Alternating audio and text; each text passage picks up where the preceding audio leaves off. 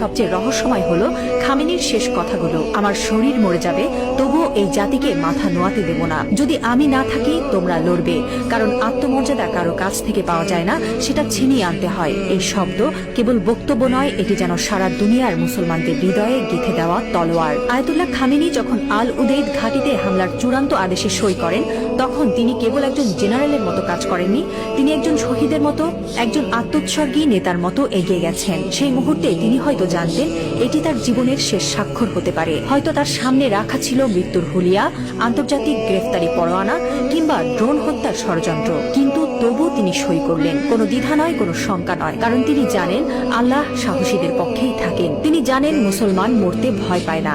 যারা আল্লাহর পক্ষে থাকেন তারা জানে মৃত্যু মানেই পরাজয় নয়, বরং আত্মত্যাগী বিজয়ের শুরু। এই একজন মানুষ এখন আর কেবল ইরানের নেতা নন, তিনি হয়ে উঠছেন সারা বিশ্বের মুসলিম উম্মার প্রতীক। একজন বিশ্বাসী, একজন অটল মুজাহিদ, একজন সাহসী পিতার মতো তিনি বলছেন, আমি থাকি বা না থাকি তোমরা লড়বে। হ্যাঁ মুসলিম উম্মাহ, তোমরা মাথা নিচু করো না। লা ইলাহা ইল্লাল্লাহ, আল্লাহ ছাড়া আর কোনো ইলাহ নেই।